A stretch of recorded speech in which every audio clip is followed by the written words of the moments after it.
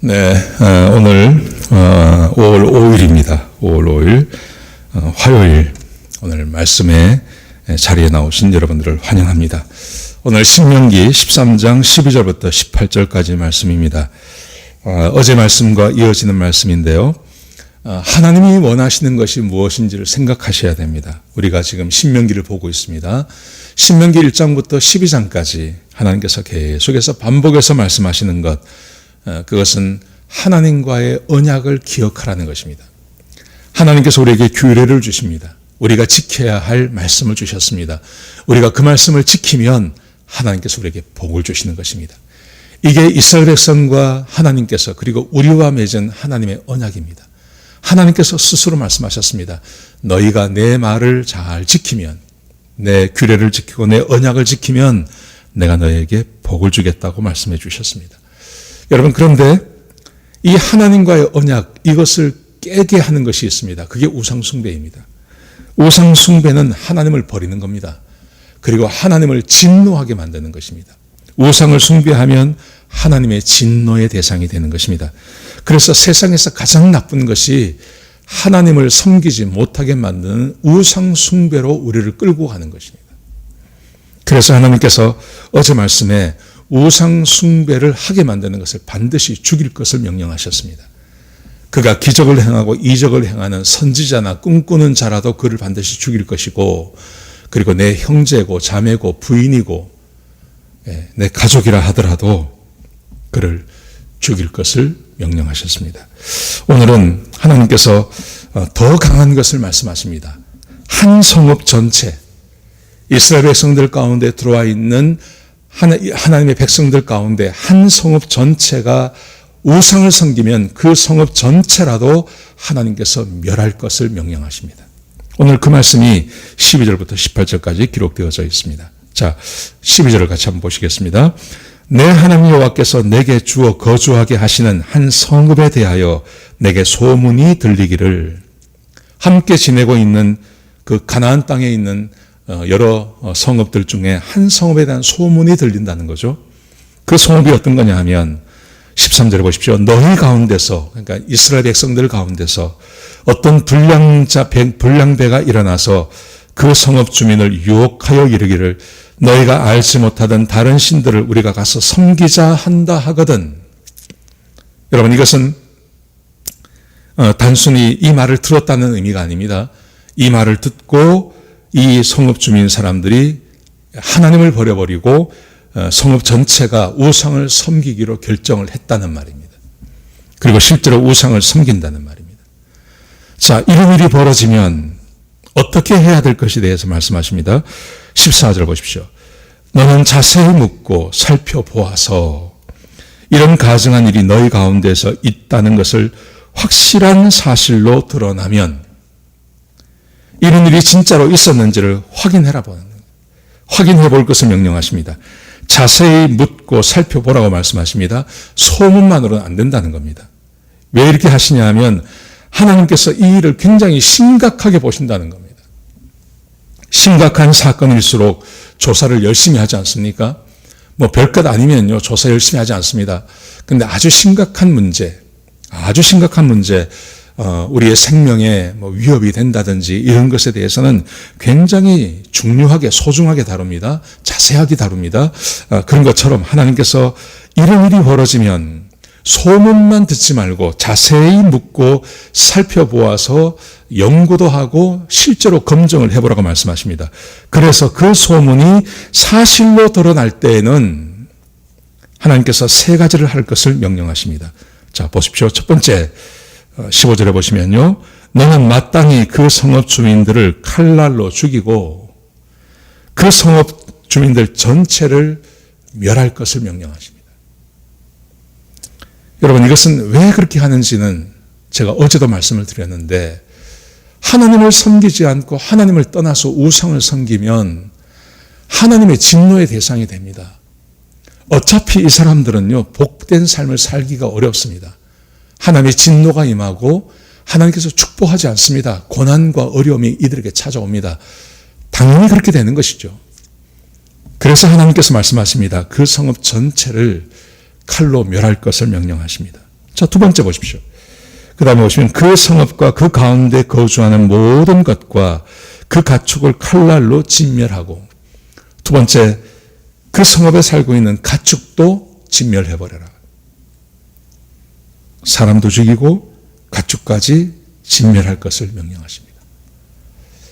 하나님께서 왜 이렇게 하시는지를 제가 다시 설명하지 않아도 될 것입니다. 우상을 섬기면 하나님과의 문제가 생긴다는 의미도 있지만 그로 인하여서 하나님과의 언약이 깨어져 버립니다. 그래서 하나님의 복의 대상이 되어야 할 사람들이 하나님의 진노의 대상이 되는 것입니다. 하나님께서는 이것을 참지 못하시는 것입니다.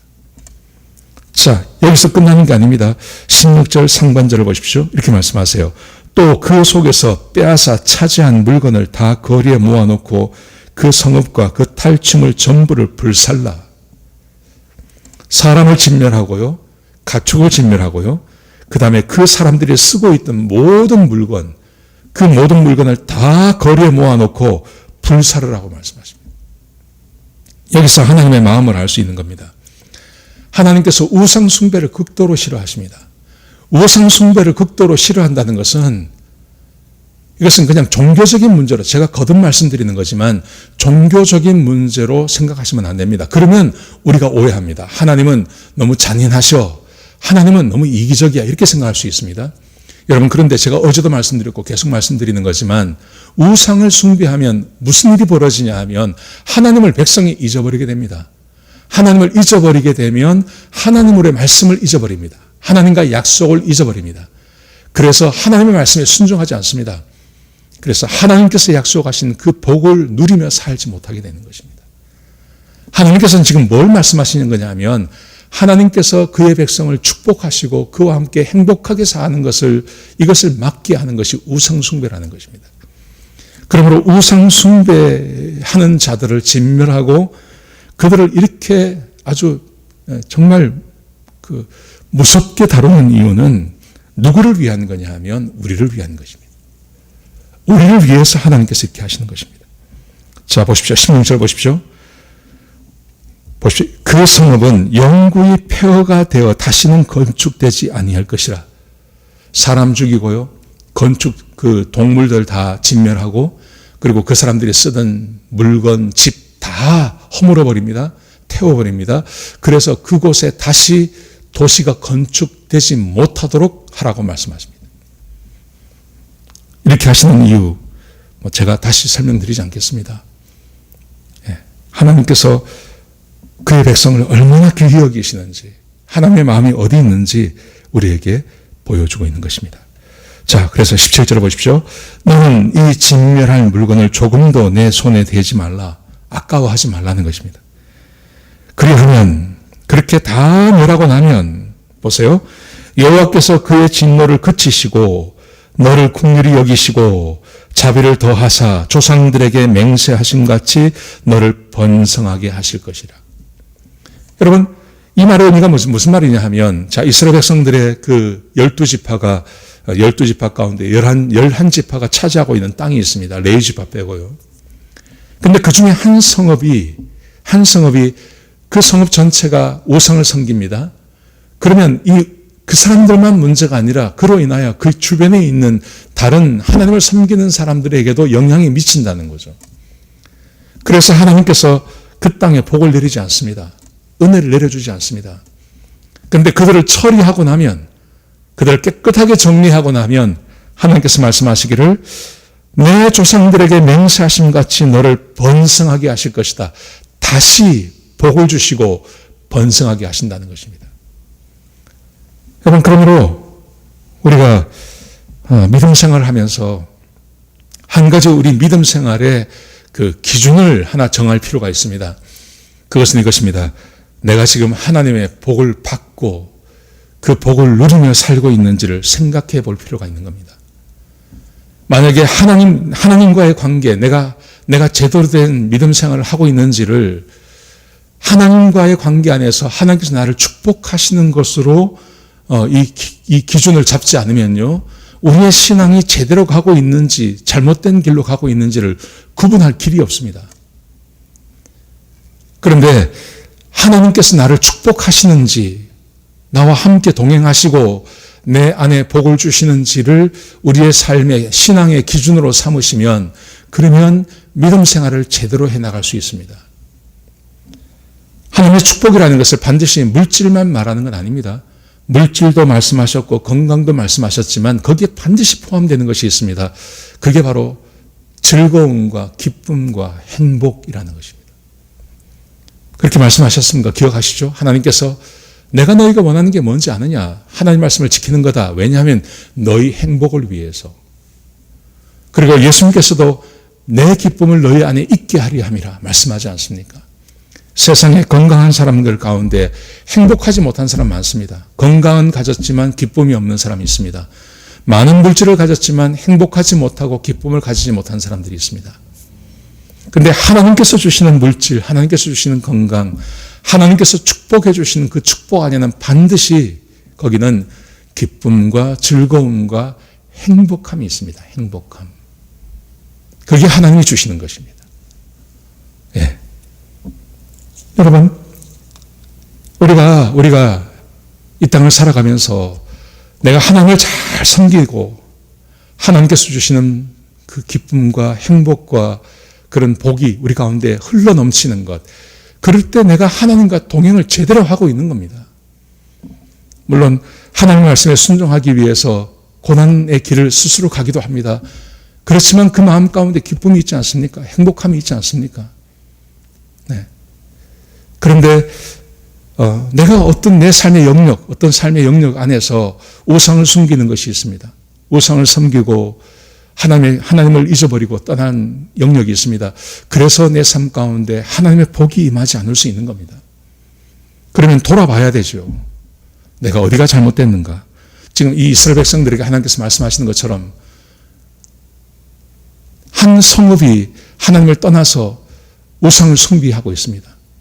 그래서 이스라엘 백성은 이것을 다 청산을 했습니다. 다 청산하고 나니까 하나님께서 말씀하시기를 내가 내 조상들에게 약속하시고 맹세하신 그 복을 다시 너에게 주셔서 번성하게 하시겠다고 약속하고 계시는 것입니다.